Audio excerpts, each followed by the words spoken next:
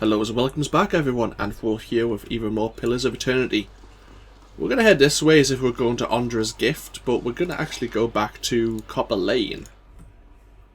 So we can head into the catacombs. See, I don't think this is going to end well. Not going to end well for someone at least. I think we'll be fine.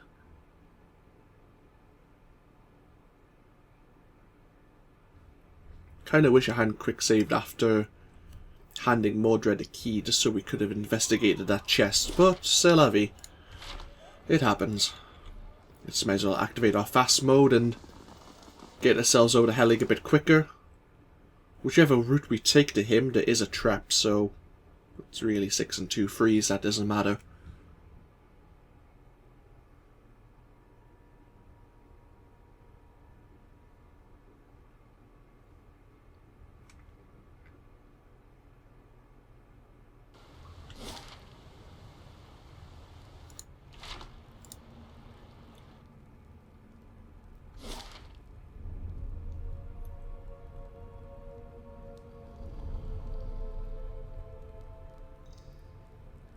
So we still have this entrance to the Temple of Boudica.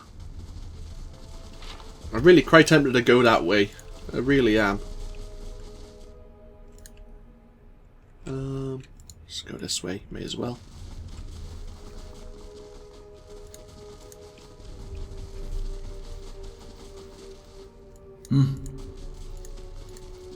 I'm here. On your word. How may I help? Yeah. Let us quick save.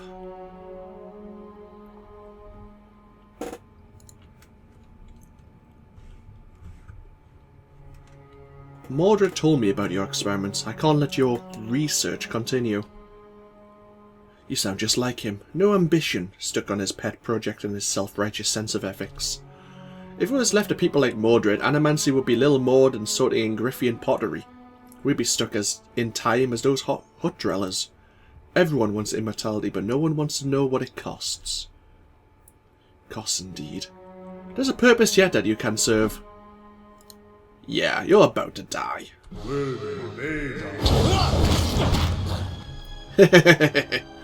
Oh, I enjoyed that.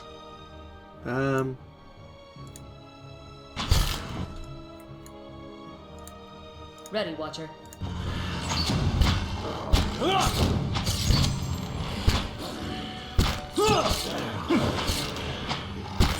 Take him down. Unfortunately, I am quite confident that one of these bodies was probably Rowena.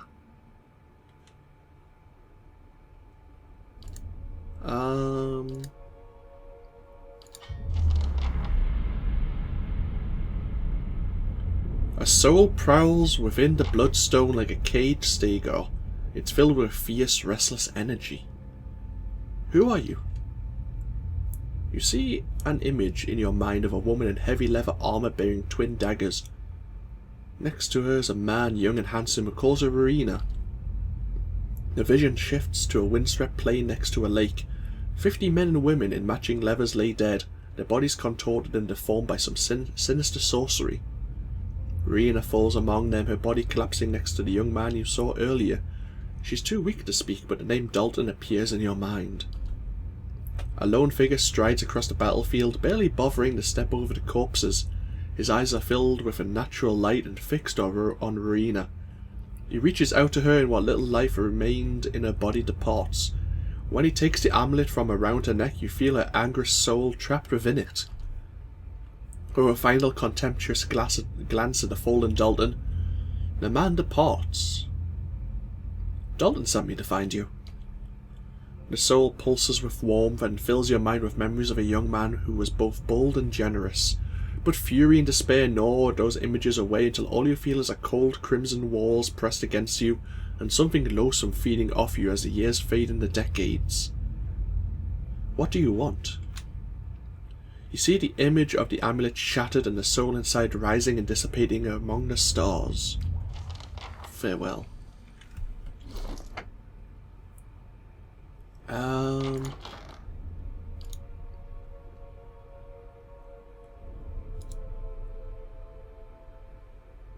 The Soul Ward Amulet. This brilliant bloodstone amulet has a strange aura around it. As you hold the gem, you think you hear a woman's voice. We have another grimoire, enjoy Alof, and a fine robe. Are we keeping these for some reason? We probably were keeping them in case we wanted to enchant them a bit further.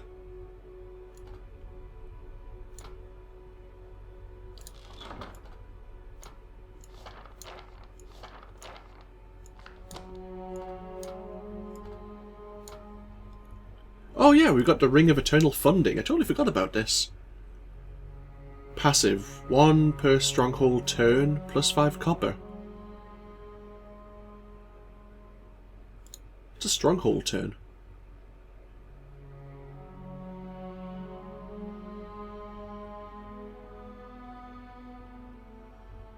Okay. Kana, you can have it. On your word. So let's look at our quest log here. I recovered an amulet containing Ruina's soul. Giving this to Dalton would likely bring him comfort, albeit at Ruina's expense. How could we destroy the amulet though? Let's look at our stash again. Oh, we can only compare it.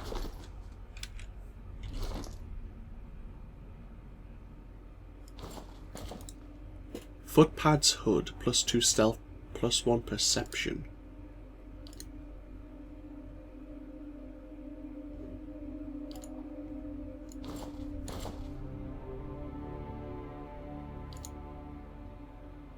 Actually, there you go, Alof. Enjoy your hood again. You can have this one. Give you even more stealth. Hey. Yeah. What? Oh crap! It had to be you, Alof. It had to be you. Oh well. Come on, map.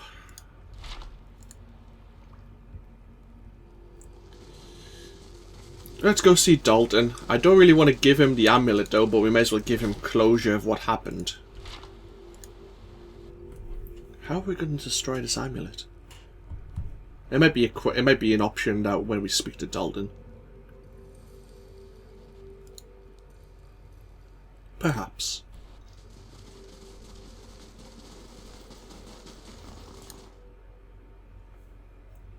A sip of tea while it's loading.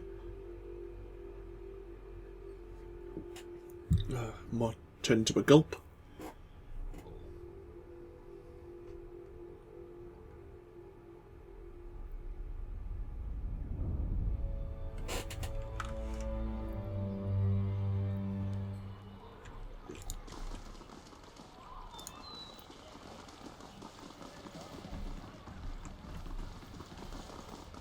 Hello, Dalton.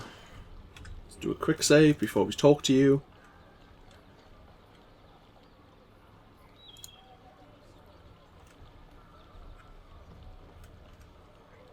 Did you find her? Yes, but not as you expected. Ruina used to wear this. Where did you get it?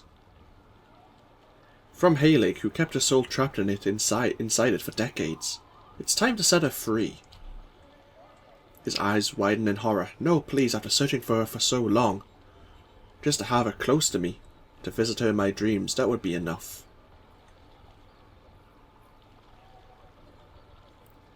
Perhaps he found you now so that he could finally say goodbye. You're right, please, just let me do it. He draws a club with a trembling hand and crushes the amulet. As the gem cracks, you feel essence rush from it. The old man looks at the shattered gemstone. Thank you for showing me reason. Perhaps she'll wait for me in the next life.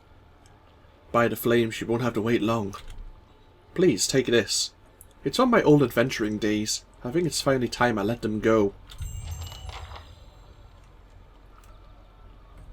We gained a unique club. +1, +5 accuracy, +4 accuracy and damage. And more damage against prone, stunned or flanked enemies. It's known as Vengeance, Just and Merciless.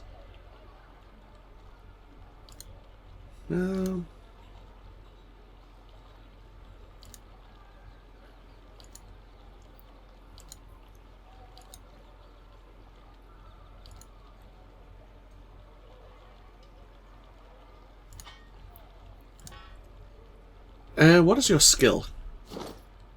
Do you have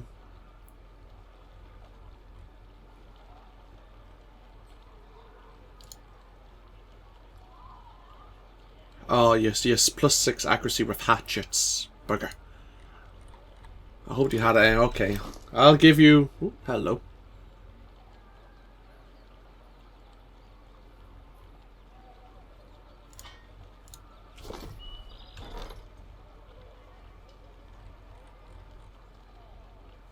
We lost a lot of copper to bandits when we gained less. That's not very good. We have a new average quest.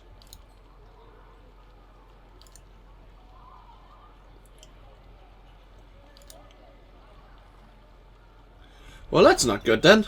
We lost more copper than we actually gained through our taxes. We have let's have a look. We're still a neutral reputation with Defiance Bay.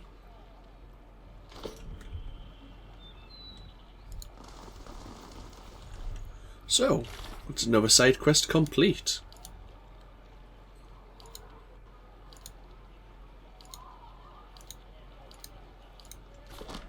No one wants to talk to us. Where do we want to go next then? Suppose we could go into First Fires. Explore a new area.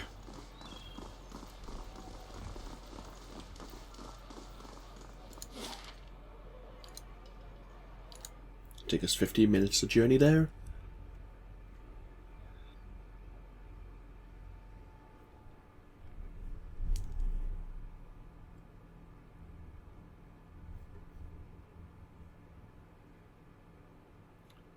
Food items cannot be used in combat.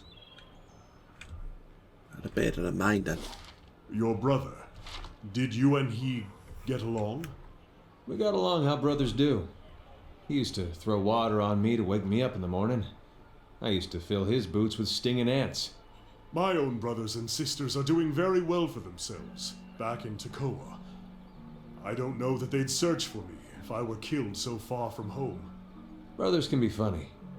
I bet you'd be surprised how far they'd go. Ada seems to be the most controversial in the group. We have the Ducal Palace, which we may want to visit. We have Crucible Keep, which we need to visit about the family heirloom armor. The Temple of Wardica, which is in ruins. Okay.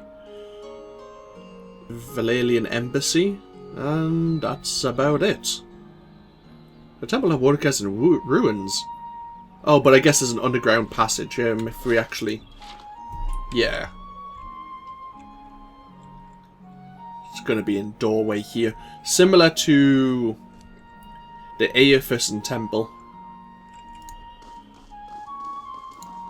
So, let's explore First Fires then. First of all, we'll obviously explore the streets surrounding the area to see if there's anyone of interest to speak to. As we always do.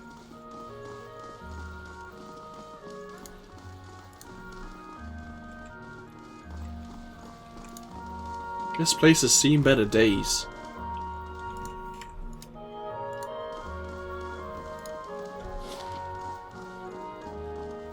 Oh, that's how you gain access to Crucible Keep.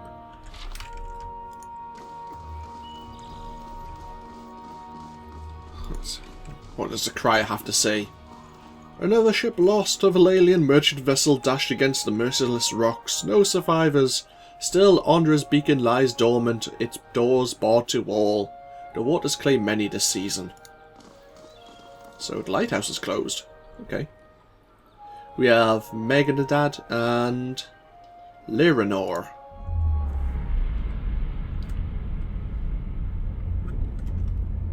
You see a dimly lit street lined with buildings, most of them dark and quiet, but one at the edge of the canal is bright and noisy, defying the night. The Ormona stands in the dark, huddled against the cold of the shadows, keeping away from everything.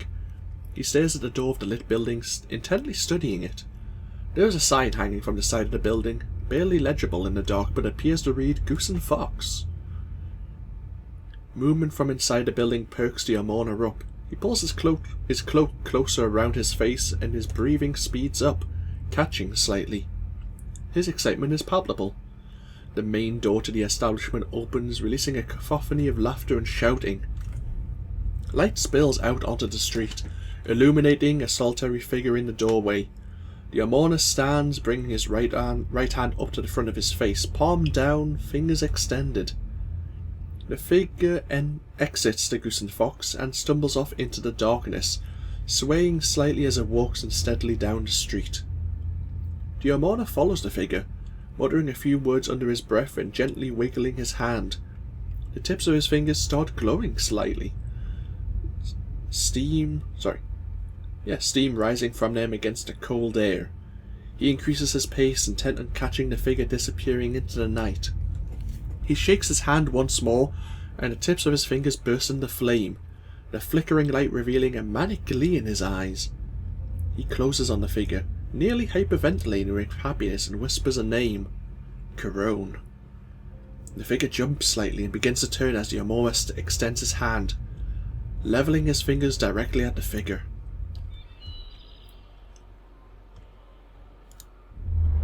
And we have this gentleman. You see this man, much younger, lying on a large stone slab situated on a dais in the centre of a circular room. At 7 points around the dais, older men in black robes prostrate themselves in ornate runes worked into the stone of the floor, chanting in a low drone. An 8th man enters carrying an ebony box inlaid with gold runes that match the runes on the floor. He stands at the head of the slab, lowering his head and opening the box. He turns to each prostrate man in turn, tipping the open box in their direction as he does so. He then sets the box at the head of the slab, facing away from the young man lying there. He reaches into the box, removing a small cylinder of onyx, and then moves to the head of the slab, stopping near the young man's feet. He holds the onyx up, says a word, and presses against the young man's right foot. When it touches his flesh, the onyx softens and becomes a black leech, attaching itself to the young man's soul. The man repeats these steps until there are leeches on both hands and feet, the middle of his chest, his neck and his forehead. The older man then takes his place at the head of the slab, raising his hands and joining the chanting, watching the young man as his blood drains.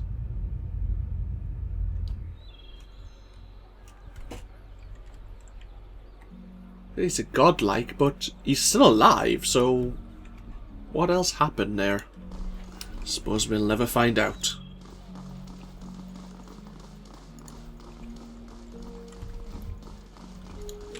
There's a Valalian diplomat.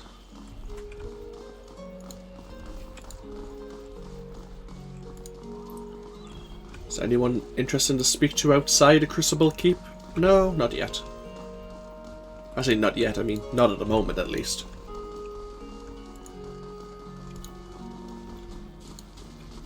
This would be the temple Herwald spoke of, or what remains of it. Praise to the... the exiled queen. I'll let you speak. May her crown be restored and her justice prevail. Come to pay your respects to the queen that was. I forgot it was a story quest, therefore there might be some speaking involved. A ghost hovers in the middle of the ruin, reciting blessings and prayers. Even as the spirit's form shifts and whirls, it retains the face of an elderly man in robes that mark wealth and status. Who are you? Lord Ardwellen Rugfold III, and pleased to make your acquaintance. I came to the Deerwood on one of the first ships from Adia, and unlike the yokels and hut dwellers around here, I still keep to the old ways. I see. It's truly a pity to see what the locals have done to Wardika's house of worship. I was told I'd find a temple of Wardika here. And so you did. These savage colonists may have burned it down, but worship of the Oathbinder is alive and well. These stairs lead to the main sanctum. What stairs? These stairs, of course. The sanctum was always below ground, adjacent to the catacombs, so it wasn't destroyed by the fires. Tell me, where I'd find an entrance to these catacombs. There are various entrances throughout Defiance Bay, but I dare say the easiest to reach is in Copper Lane. I haven't been to that part of town in ages, but as I recall, it's somewhere near the southern gate. Yeah, I've actually found your entrance, so that's the only way to get in. Apparently there's a stone slab over the stairways here. What is it that you were doing? Worshipping Wudika, the exiled queen and Oathbinder. I come every day to offer my devotion. I'd love nothing more than to book passage back to Adia, but it is my emperor's wish that I serve in these barbaric lands. And so I do. I'd like to know more about this Wardika. A queen among the gods. She oversees laws and oaths. Everything has a rightful place, and Wudika watches over them all. Of course, not everyone accepts this. Even among the other gods, her authority is questioned. But Wudika is also goddess of memory and vengeance, and she remembers. She'll remember every slight and trespass when she reclaims her throne. You do know that you're a ghost, right? I beg your pardon? Is this some sort of joke where you come from? No, I'm quite serious. Just take a look at yourself. A madhouse. That's what this town really needs. Okay then. Goodbye. Find a way into the temple.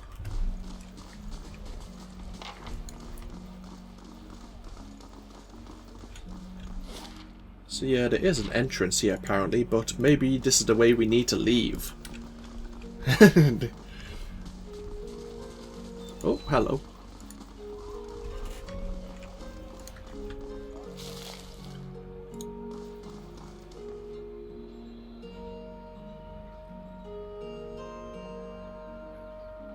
Let's need to read about these two commoners are saying.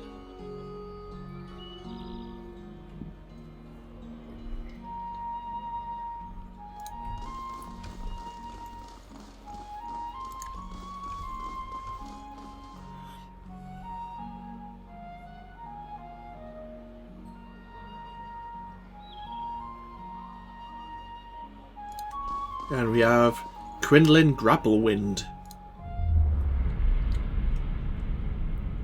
You see solemn faces, hundreds of them. They stand in silent remembrance, a town officially lamenting the sacrifice of some brave hero. His companions stand to the side, empty. The officials tell their story, the saving of the village, the story of the one lost to the trolls in the battle as best he can, but the faces of his friends say far more than the veracity of the speech. Finally it's over.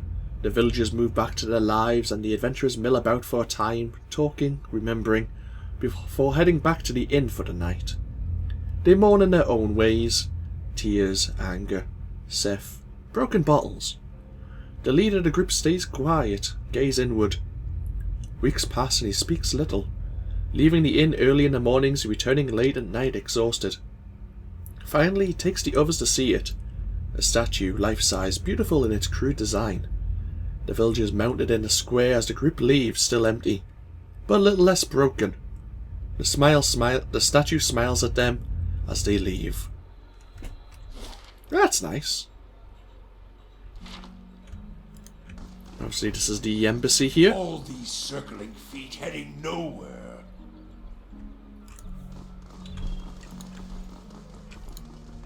See if there's anyone hiding here. Nope.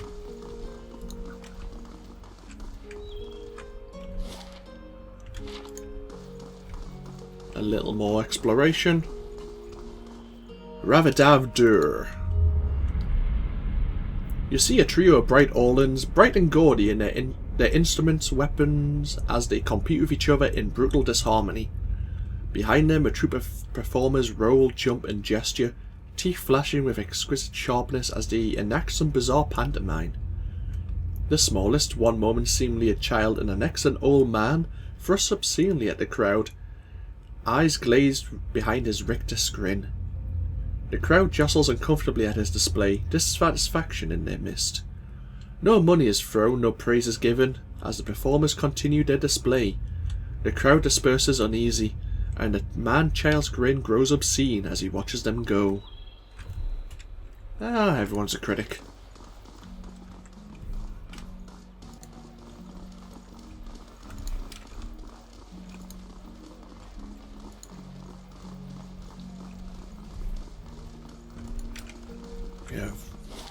We have another entrance to the Ducal Palace, it seems.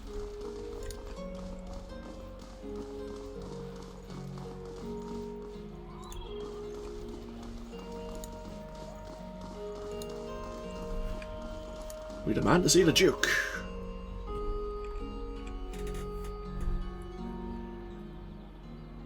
A couple of refugees.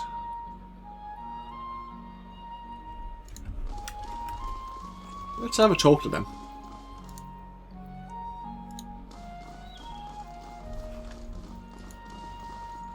Looks like the last two people we can speak to are Kadia Cohn and 12 Charms Maggie Tiller.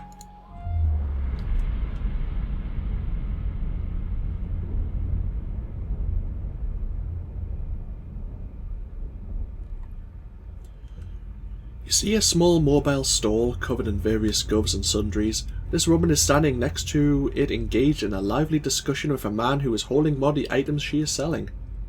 She has a light, friendly countenance and is trying to explain to the man how to control the item. He moves his hand around the top of it and mutters what sounds to be gibberish. After several attempts, he growls and thrusts the item back at her and starts to turn away. She stops him with a hand on his shoulder and holds the item up in front of his face. She traces a finger over the top of it, slowly and indistinctly repeating the same phrase over and over. The object suddenly lights up, shining as brightly as a torch. The man's face brightens as well as he looks at her expectantly. She runs 2 fingers down the side of the object and the light extinguishes.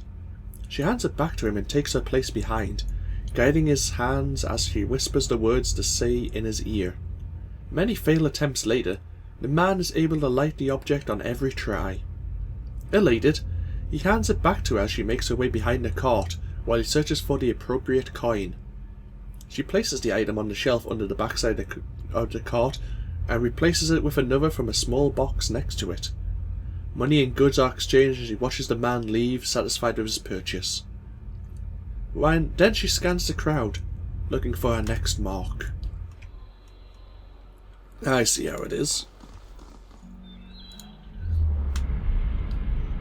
Hello, Mr. Godlike. What else? What are you up to? You see a man preaching, his voice washing over the small crowd of eager acolytes. He speaks of tolerance and of self-reliance, of pain and of beauty. The crowd nods agreement clear on their transparent faces, and the preacher frowns. He continues, speaking of the importance of anger, the strength of hatred and frustration. His frown deepens as they nod enraptured. He calls forth one of their number, an older man. It is safe, the preacher says. No harm will come to him. Smiling, the man walks forward into the preacher's embrace. A shudder rocks his frame as he pushes away, a thin stiletto through his chest. He falls to the ground and does not breathe long. The crowd groans, confused. The preacher's face is dark with rage. Do not trust blindly, he says. Do not take the world at its face. Terrible things lie beneath, and you must be prepared before you see the truth. The crowd thins, the body removed, the preacher silent. A few remain to listen, and to them he smiles. Wow. It is true what he says, though. Don't take things at face value. Infighting, greed, and a shrine to Magrin as well. Her clergy belongs there.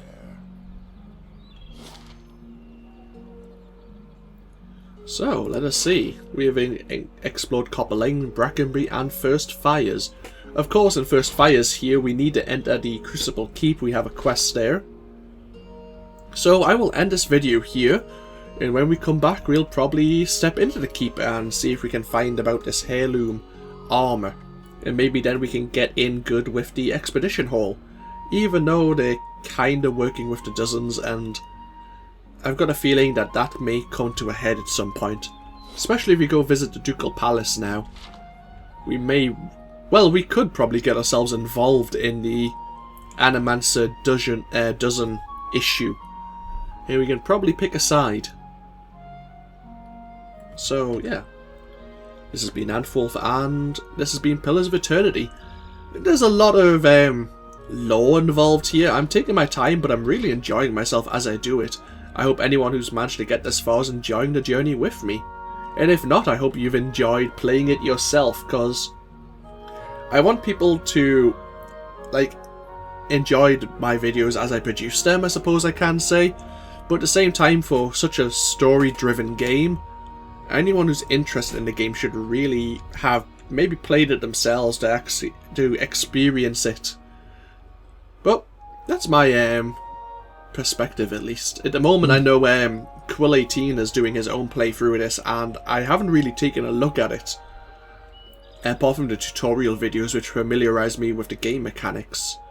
Because I didn't want to spoil it for myself, really, because he will have done things which are different to how I've done it, and maybe vice versa. We both may have different ways we play the game. But anyway, that's me rambling. I hope you've all enjoyed, and I will see you all in the future for another video of Pillars of Eternity. Till then, take care. Bye bye now.